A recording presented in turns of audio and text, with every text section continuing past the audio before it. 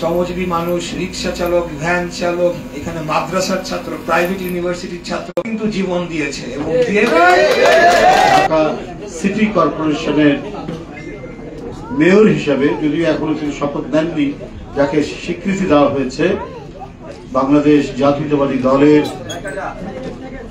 একজন সাহসী নেতৃত্ব, যার পিতা ছিলেন ৭১-এর মুক্তিযুদ্ধের এক অদম্য সাহসী মুক্তিযোদ্ধা এবং ঢাকা সিটি কর্পোরেশনের মেয়র, বিএনপির সাবেক ভাইস চেয়ারম্যানের পুত্র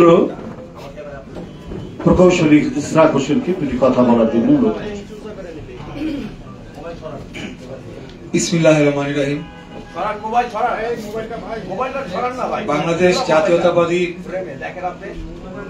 অটো রিক্সা চালক দলের ব্যানারে আজকে এই অনুষ্ঠানে আমাদের প্রধান অতিথি হিসেবে উপস্থিত আছেন বাংলাদেশ জাতীয়তাবাদী দলের সিনিয়র যুগ্ম মহাসচিব জনাব অ্যাডভোকেট রুহুল কবির রিজভী আহমেদ, উপস্থিত আছেন বাংলাদেশ জাতীয়তাবাদী দলের যুগ্ম মহাসচিব অ্যাডভোকেট আব্দুল সালাম আজাদ সহ উপস্থিত মিডিয়ার ভাইরা এবং অন্যান্য যারা অটোরিকশা শ্রমিক, অটোরিকশা চালক দলের যারা রয়েছেন, সবাইকে আসসালামু আলাইকুম।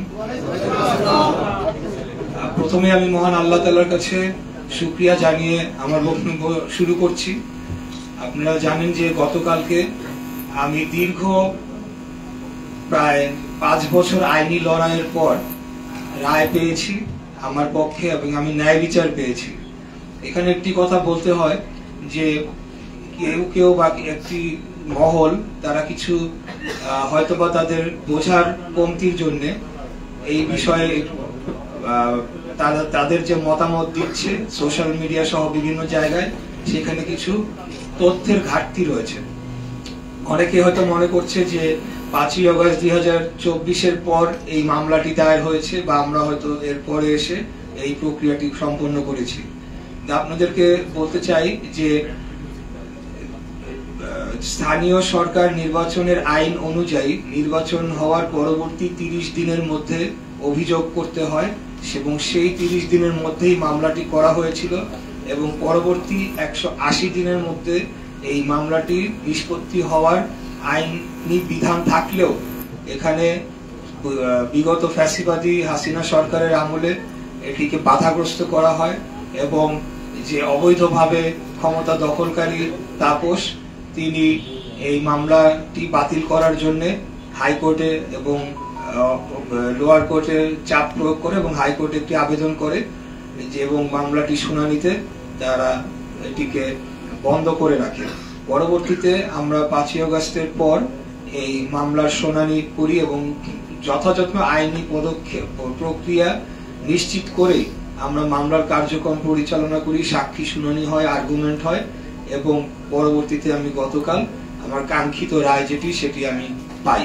অতএব এখন যদি আমি আমার ন্যায় বিচার চাই দেশে, তাহলে আমি বিএনপির সদস্য দেখে এখন আমাকে যদি বলা হয় সেটা আমার অন্যায়, অপরাধ, তাহলে এই যে বৈষম্য বিরোধী বাংলাদেশ গড়ার যে প্রত্যয় নিয়ে যারা এখন আগামী দিনে রাজনীতি করতে চাচ্ছে আসছে বা অন্যান্য কোনো গোষ্ঠী, তারা যদি আমার প্রতি বৈষম্য করে, আমি যদি ন্যায় বিচার চাওয়ার জন্য যদি এখন অপরাধী হয়ে যাই, তাহলে আসলে এই ক্ষেত্রে আমার কিছু করার নাই, কিছু বলারও নাই, জনগণই সেটার বিচার করবে। আমি এখানে সম্পূর্ণ আমার যে ন্যায় বিচারটি সেটি পাওয়ার জন্য আমি আমার কার্যক্রম করেছি। এই রায়টি হওয়ার কথা ছিল আরো ৪.৫ বছর আগে, ১৮০ দিনের মধ্যে, কিন্তু স্বৈরাচারী শেখ হাসিনার আমলে এই রায়টি আমাকে দেয়া হয় নাই। এখন আমি আমার আইনি প্রক্রিয়া সম্পন্ন করে রায়টি পেয়েছি। পরবর্তীতে যেটি ইতিমধ্যে আমরা গতকালকে আপনাদেরকে বলেছি যে এটা পার্টির হাইকমান্ড সিদ্ধান্ত নেবেন এবং সবকিছু বিচার বিবেচনা করে সিদ্ধান্তটি নেওয়া হবে, সেই অনুযায়ী আমার পরবর্তী পদক্ষেপ আমরা নিব। আমাদের মূল উদ্দেশ্য যে আমরা যে একটা উদাহরণ রেখে গেলাম, এই যে এই আইনি লড়াইটা সম্পন্ন করার জন্য শুরু থেকেই আমরা লেগেছিলাম, তার মাধ্যমে অবৈধভাবে যে ক্ষমতা দখল করেছিল, একটা ভোট রিগিং করে যে মেয়র পদটিকে দখল করা হয়েছিল, সেটার বিরুদ্ধে যে একটা আইনি ভিত্তি প্রতিষ্ঠা করলাম, সেটার কিন্তু একটা সেই বিষয়ে কিন্তু কোনো অ্যাপ্রিসিয়েশন কিন্তু এই মহলটি দেখাচ্ছে না। তারা ফোকাস করছে শুধুমাত্র যে আমরা এখন মেয়র পদে বিএনপি প্রার্থী যাচ্ছে এখানে, কিন্তু আমরা যে একটি আইনি উদাহরণ দৃষ্টান্ত স্থাপন করে গেলাম সেটির জন্য তো তাদের আমাদেরকে ধন্যবাদ দেওয়া উচিত ছিল যে আমরা একটা আইনের যে শাসন সেটির জন্য আমরা কাজ করে যাচ্ছি। তো এটা হলো আমাদের মূল উদ্দেশ্য, মূল লক্ষ্য, যে আমি কিন্তু হারি নাই, আমাকে হারিয়ে দেওয়া হয়েছে, অতএব সেটা কাগজে কলমে প্রতিষ্ঠা পাক, সেটাই আমাদের লক্ষ্য ছিল। ঠিক আছে, এটাই হলো গিয়ে আমার ওই বিষয়ে আমার বক্তব্য। আর আমি এখানে আসলে বক্তব্য দেওয়ার কিছু নাই। আমরা আজকে অটো রিক্সা চালক, ভ্যান চালক যারা ভাইরা রয়েছেন, তারা বিগত আন্দোলনে তারা যে ভূমিকা রেখেছেন সেটা কিন্তু আমরা অনেক সময় ভুলে যাই। আমরা শুধু একটা জায়গায় আমরা আমাদের যে ফোকাসটা রাখি, এখানে অটো রিক্সা চালক, শ্রমজীবী মানুষ, রিক্সা চালক, ভ্যান চালক, এখানে মাদ্রাসার ছাত্র, প্রাইভেট ইউনিভার্সিটির ছাত্র কিন্তু জীবন দিয়েছে এবং দিয়ে ছাত্র জনতার গণ অভ্যুত্থান ঘটিয়েছে, বাংলাদেশকে ফ্যাসিবাদ মুক্ত করেছে। এখানে কৃতিত্ব যদি নিতে হয় সবাইকে ভাগাভাগি করে নিতে হবে, কেউ একজন এটার দাবিদার হতে পারে না। তাই তাদের পাশে দাঁড়ানোর জন্য আজকে আমাদের যে উপস্থিত সিনিয়র নেতৃবৃন্দের সহযোগিতায় আমাদের নেতা দেশনায়ক জনাব তারেক রহমানের পক্ষ থেকে একটি ছোট ঈদ উপহার অনুষ্ঠানটা আমরা আয়োজন করেছি। এটার জন্য এটা করতে পেরে এবং আমাকে এখানে আজকে সুযোগ দিয়েছেন এই অনুষ্ঠানে আমাদের সিনিয়র যুগ্ম মহাসচিব, আমাদের সকলের প্রাণপ্রিয় নেতা, রাজপথের লড়াকু সৈনিক, যিনি দুর্দিনে আমাদেরকে আশার আলো দেখিয়েছেন, আমাদেরকে আন্দোলনে তিনি আমাদেরকে মানে পরিচালনা করেছেন, সেটা আমি নিজে সাক্ষী। একাধিকবার যখন খুনি হাসিনার সময় আমাদের উপরে একেবারে ক্র্যাকডাউন চালানো হয়, তখন কিন্তু উনি আমাদেরকে বিভিন্নভাবে যোগাযোগ করে আমাদেরকে অনুপ্রেরণা জুগিয়েছেন, আমাদেরকে উৎসাহ উদ্দীপনা জুগিয়েছেন। আমরা সেখান থেকে আমাদের আন্দোলন যার যার অবস্থান থেকে ওনার নির্দেশনায়, আমাদের নেতা দেশনায়ক জনাব তারেক রহমানের নির্দেশনায় আমরা করেছি। তাই আমরা ওনার কাছে আজীবন কৃতজ্ঞ থাকবো, বাংলাদেশের জনগণের আজীবন কৃতজ্ঞ থাকতে হবে ওনাদের যে ভূমিকাটা। বক্তব্য দীর্ঘায়িত না করে সবাইকে ধন্যবাদ জানিয়ে শেষ করছি। আল্লাহ হাফেজ, অগ্রিম মুবারক সবাইকে। আসসালামু আলাইকুম। এবারে সংক্ষিপ্তভাবে আপনাদের সামনে শুভেচ্ছা দিচ্ছেন দলের সংগ্রামী যুগ্ম মহাসচিব অ্যাডভোকেট আব্দুল সালাম। বিসমিল্লাহির রহমানির রহিম। আজকে আমাদের রিক্সা চালক এবং ভ্যান চালকদের এই ঈদ উপলক্ষে যত সামান্য অর্থনৈতিক সহযোগিতা ভারপ্রাপ্ত চেয়ারম্যান তারেক রহমানের পক্ষ থেকে দেওয়া হচ্ছে, এটাই শুরু না। ইতিপূর্বে তিনি দলের দায়িত্বভার গ্রহণ করার পর থেকে যেখানে যেভাবে নেতা কর্মী সর্বস্তরের মানুষের অসহায়তার কথা শুনেছেন, দুঃখ দুর্দশার কথা শুনেছেন, সেখানেই রিজভী আহমেদ, সেখানেই নেতা কর্মীদেরকে তিনি সরজমিনে পাঠিয়ে তাদের সমস্ত রকম সাহায্য সহযোগিতা করার জন্য দলকে নির্দেশ দিয়েছেন। তিনি ব্যক্তিগত উদ্যোগে ব্যক্তিগতভাবে অর্থনৈতিক সহায়তা করেছেন। এই কারণেই এই রমজানের শেষ মুহূর্তে আমরা দলের পক্ষ থেকে আমাদের ভারপ্রাপ্ত চেয়ারম্যান জনতা তারেক রহমানকে আমরা শ্রদ্ধা জানাই এবং তার দীর্ঘায়ু কামনা করি। আমাদের দেশনেত্রী বেগম খালেদা জিয়া, যিনি এই দলের জন্য জীবনটাকে উৎসর্গ করেছেন বলাই যায়, যাকে মিথ্যা মামলা দিয়ে, যেটা এই যে মিথ্যা মামলা দিয়ে তাকে কারাগারে নিয়ে সাজা দিলেন, তাকে মৃত্যুর মুখোমুখি অর্থাৎ পয়জন দিয়ে পারত তো তাকে সেখানেই ধ্বংস করে তাকে মৃত্যু ওই হাসপাতালে হয়ে যেত যদি এই ছাত্র জনতার এবং তারেক রহমানের নেতৃত্বে জাতীয় ঐক্যবদ্ধ না হয়ে এই চূড়ান্ত আন্দোলনে অর্জিত না হতো, তাহলে নেত্রীকে আমরা মৃত্যু অবস্থায় পেতাম এমনটাই হতো। কারণ দেখেছেন যে অনেকবার আমরা তার পরিবার, আমরা দলের থেকে তার সুচিকিৎসার জন্য অনেকবার আবেদন করেছি, নিবেদন করেছি, কোনো কিছুর মধ্যেই সরকার তোয়াক্কা করে না। সমস্ত কিছুর মূলেই ছিল খালেদা জিয়া যেন কারাগারে মৃত্যুবরণ করে। তো রাখে আল্লাহ মারেকে আজকে তিনি আমাদের মাঝে নাই, অর্থাৎ সুচিকিৎসার জন্য লন্ডনে অবস্থান করছেন। তার জন্য আপনাদের কাছে দোয়া করব। আর এখানে আমাদের ইশরাক যে কথাটা বললেন, দেশে যদি আইনের শাসন থাকতো, যেখানে 180 দিনের মধ্যেই আপনার এই আইনের রায় অর্থাৎ সর্বশেষ চূড়ান্ত ঘোষণা দেওয়ার কথা কি হবে, অথবা এই আইনের এই অভিযোগের পরিপ্রেক্ষিতে কি ঘোষণা আসতে পারে, কি হবে, সেটা না করে একটা ফেসিস সরকার ছিল বলে আজকে 5 বছর লেগেছে। তো আমরা ইশরাক না, আমরা দলের পক্ষ থেকে আমরা আদালতকে অর্থাৎ আইনের শাসন যে প্রতিষ্ঠিত হয়েছে, এই যেখানে আছেন যে তার শত শত মামলা, শত শত, তো এই যে শত শত মামলা সবকিছু মিলিয়ে একটা ফেসিস্ট স্বৈরাচার, সেই হিটলারের মতন একটি ফেসিস্ট বিদায় হয়েছে। আমরা আল্লাহর কাছে শুকরিয়া আদায় করি। আগামী দিনে যে গণতন্ত্র প্রতিষ্ঠা হয় এবং যেভাবে আইনের শাসন এখন প্রতিষ্ঠিত হচ্ছে, এভাবে যদি থাকে বা হয়, তাহলে আমরা মনে করব দেশ একটি গণতান্ত্রিক রাষ্ট্র ব্যবস্থা প্রতিষ্ঠিত হবে। আমি বক্তব্য দীর্ঘায়িত করতে চাই না। আপনাদের সবাইকে ধন্যবাদ। আসসালামু আলাইকুম। ধন্যবাদ সাংবাদিক ভাই বোনেরা, আপনারা আমাদের নেতৃবৃন্দের বক্তব্য শুনেছেন। আমরা মূলত এখানে কোনো আনুষ্ঠানিক আলোচনা করতে আসেনি। আমরা এই নিজের জীবন আত্মদানকারী রিক্সা শ্রমিক, অটো রিক্সা শ্রমিক যারা নির্দ্বিধায় গণতান্ত্রিক আন্দোলনের রাস্তায় দাঁড়িয়ে শেখ হাসিনার বিরুদ্ধে লড়াই করেছে, বুক চিতিয়ে দাঁড়িয়েছে, তাদের যে আত্মদান, প্রায় 17 জন রিক্সা শ্রমিক ভাই জীবন দিয়েছিলেন, যা তা ব্যাপার। এখন এই জীবন উৎসর্গকারী পরিবার, তাদের অনেক ছেলে মেয়ে স্কুল কলেজে পড়ে, আন্দোলনের বিজয়ের পর তার ছেলেমেয়েরা এসে যদি তাদের স্কুলের বেতন না দিতে পারে, এই জন্য এসে কান্নাকাটি করে, এই জন্য এসে যদি অপেক্ষা করে, এটা তো কত বড় বেদনাদায়ক, এটা চিন্তাই করে যায় না।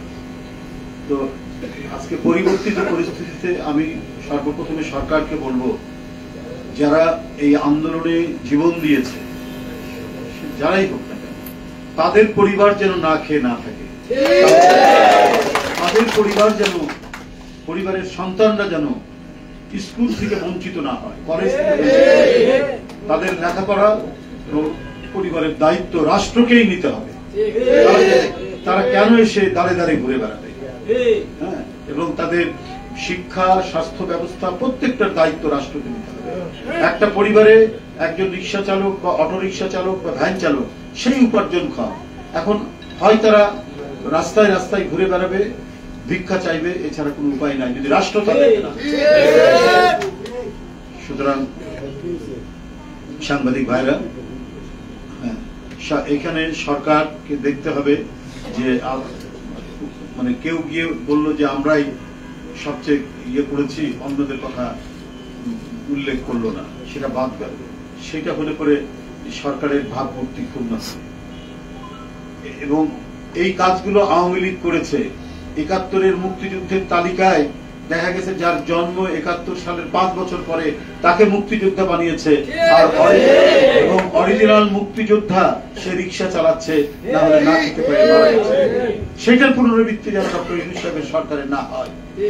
আমরা সারা বাংলাদেশে তাই দেখেছি, অনেক অসহায় মুক্তিযোদ্ধা যারা ৭১-এ হাতে রাইফেল নিয়ে বনে বাজারে ঘুরে বেরিয়ে শত্রু সেনাকে যারা পর্যুদস্ত করেছে, তারা অনেকেই ভ্যান চালায়, রিক্সা চালায়, অথবা মানবতার জীবন যাপন করে। আর আওয়ামী লীগের পরিবার হলে মুক্তিযুদ্ধের 5 বছর 10 বছর পর জন্ম, তাকেও মুক্তিযোদ্ধার কোটা নিয়ে তাকে খুব ভালো করা হয়েছে। এইভাবে রাষ্ট্রকে, দেশকে, সমাজকে বিভাজিত করেছিল শেখ হাসিনা। এখানে প্রতিটি অটো রিক্সা চালক, রিক্সা চালক যাদের, আমি নিজে ওদের বাসায় গেছি না, অধিকাংশ বাসায় গেছি, নিদারুণ দুঃখ কষ্টের মধ্যে আছে।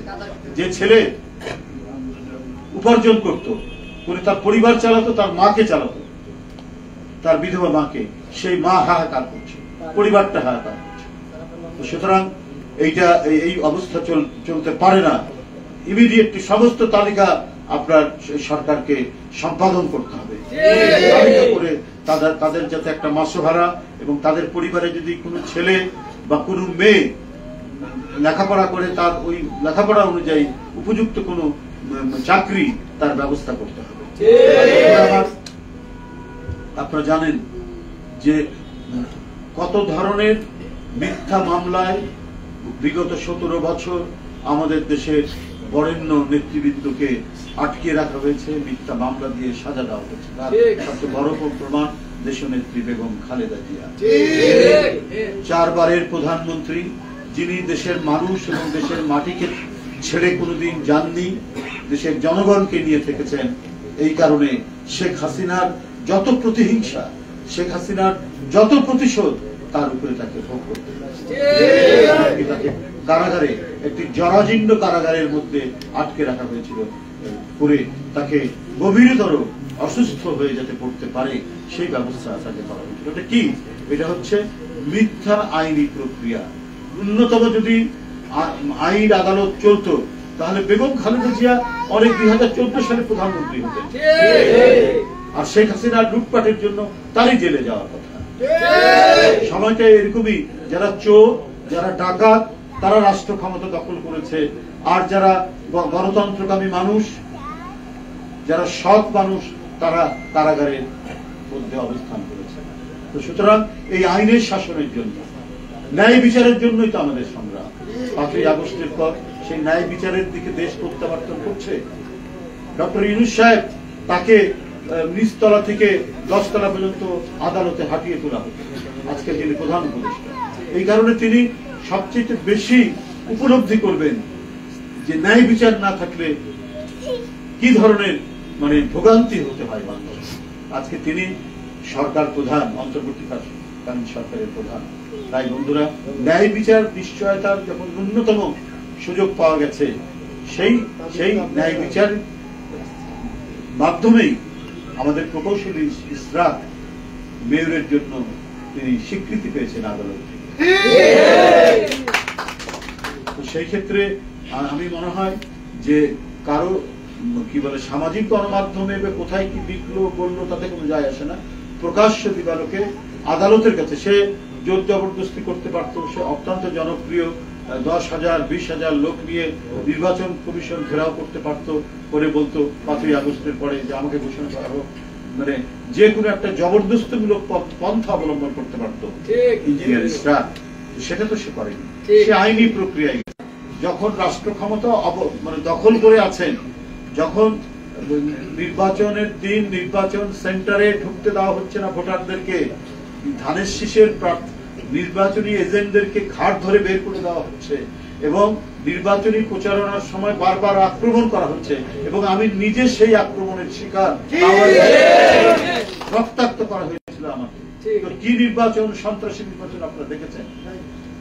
তো সেই অবৈধ নির্বাচন, সেই ভোট ডাকাতির নির্বাচনের বিরুদ্ধেই ইঞ্জিনিয়ারিস্টরা ন্যায়ের আদালতে সেই সময় মামলা করেছেন। সেই মামলার ফলাফল এতদিনে পেয়েছেন, অত্যন্ত ন্যায়সঙ্গত, এটা সুবিচার পেয়েছেন, এবং ইনশাআল্লাহ সেই সুবিচারের মধ্যে দিয়েই জনগণের মেয়র জনগণের কাতারে ফিরে এসেছে। তাই বলি, আজকে এই ঈদের প্রাক্কালে আমরা বারবার বলেছি মানুষের যাতে দুর্ভোগ পোহাতে না হয়, কোন ক্রমেই এইটা এই সরকারকে দেখতে হবে। এই সরকারকে অনেক মন্ত্রী নেই, অনেক কিছু নেই, অল্প কিছু মানুষ দিয়ে সরকার, অন্তর্বর্তীকালীন সরকার, তারা তো অনেক কিছু দেখে চট করে সেই ব্যবস্থা নিতে পারবে। তো এখনো 122টা গার্মেন্টস এর শ্রমিকরা কেন বেতন পায় না, এটা তো একটা বড় প্রশ্ন। প্রায় 1/2 আপনার গার্মেন্টস তারা বোনাস পায়নি কেন? তো এটা তো সরকার হচ্ছে মালিক পক্ষ এবং শ্রমিক পক্ষের মধ্যে একটি লিয়াজো অফিসারের ভূমিকা পালন করে। তো এই জিনিসগুলোর দায়িত্ব তো সরকারের উপর বর্তাবে। একজন শ্রমিক যদি না খেয়ে থাকে, এই ঈদের আগে যদি সে বেতন না পায়, তাহলে তার পরিবার সেই ঈদের আনন্দ উপভোগ করতে পারবে না। তো এটাই তো হচ্ছে জনহিতকর পদক্ষেপ সরকারের দিক থেকে। এইটা সরকারকে দেখা উচিত ছিল, দরকার, সরকার সেই ব্যাপারে যাবে। সেটা না করে আমরা দেখি যে নির্বাচন নিয়ে বিভিন্ন ধোঁয়াশা তৈরি করা হচ্ছে, ডিসেম্বর না জুন না মার্চ, এক এক সময় এক একটা কথা বলা, এটা তো আমাদের মানে শেখ হাসিনার কিছু কথাবার্তার সাথে মানে এটার মানে মিল পাওয়া যায়। কেন এটা হবে? অন্তর্বর্তীকালীন সরকার শহীদের রক্তের উপর গঠিত সরকার। অন্তর্বর্তীকালীন সরকার অকাতরে জীবন দান করে শিশু, কিশোর এবং তরুণদের এবং মহিলাদের এবং রিক্সা শ্রমিকদের রক্তের উপর গঠিত অন্তর্বর্তীকালীন সরকার 16 বছর বিএনপির নেতৃত্বে গণতান্ত্রিক সংগ্রামের যে আকস্মিক ধারা, যে ধারায় গুম, খুন, ক্রস ফায়ারের মধ্যে দিয়ে আপনার গঠিত ওই সরকার, যে মানে গুম, খুন, ক্রস ফায়ার মধ্যে দিয়ে যে অরাজকতা তৈরি করেছিল হাসিনা, সেটাকে মানে সেই হাসিনাকে পরাজিত করে গঠিত অন্তর্বর্তীকালীন সরকার। সেই সরকার জনগণের কাছে স্পষ্ট সুনির্দিষ্ট তারিখ দিয়ে বা মাসের কথা বলে তারা একটা নির্বাচনী প্রক্রিয়া আপনার তৈরি করবে। অনেকে বলেন আরে আন্দোলন কি করা হয়েছে শুধু নির্বাচনের জন্য? ভাই, এই নির্বাচন সুষ্ঠু করেনি বলেই তো আপনার আন্দোলন হয়েছে। অবাধ সুষ্ঠু নির্বাচন নিশ্চিত করেনি শেখ হাসিনা। তার মানে সেই অমল ধবল গদি রক্ষার জন্য তিনি দেশকে একটা কারবালায় পরিণত করেছিলেন, রক্ত ঝরা কারবালায় পরিণত করে তিনি ক্ষমতা টিকিয়ে রাখার চেষ্টা করেছিলেন। এবং তার জন্যই এক ব্যাপক আন্দোলনের মধ্যে দিয়ে, অনেক স্যাক্রিফাইস, অনেক আত্মদানের মধ্যে দিয়ে এই মানে অন্তর্বর্তীকালীন সরকার, এই অন্তর্বর্তীকালীন সরকার সরাসরি আপনার জনগণের ভোট না থাকলেও জনসমর্থন রয়েছে, কারণ সমস্ত আন্দোলনকারী দলগুলো আপনাদেরকে সমর্থন দিয়েছে। তো সেই যখন আন্দোলনকারী দলগুলো আপনার নির্বাচনের কথা বলছে যে আপনার শুধু নির্দিষ্ট সময় দিন এবং একটা নির্দিষ্ট সময়ের মধ্যে দিন যাতে এই নির্বাচনটা প্রলম্বিত না হয়, কিন্তু তখন বারবার কখনো আমরা ডিসেম্বর শুনে আবার কখনো শুনছি যে মার্চ, আবার এসে চলে যাচ্ছে জুন, এই ধরনের যে একটা পেন্ডুলামের মতো বক্তব্য দুলছে অন্তর্বর্তীকালীন সরকারের, এই দোলায়মান অবস্থা থেকে জাতিকে একটি সুনির্দিষ্ট তারিখ দিয়ে আশ্বস্ত করা দরকার।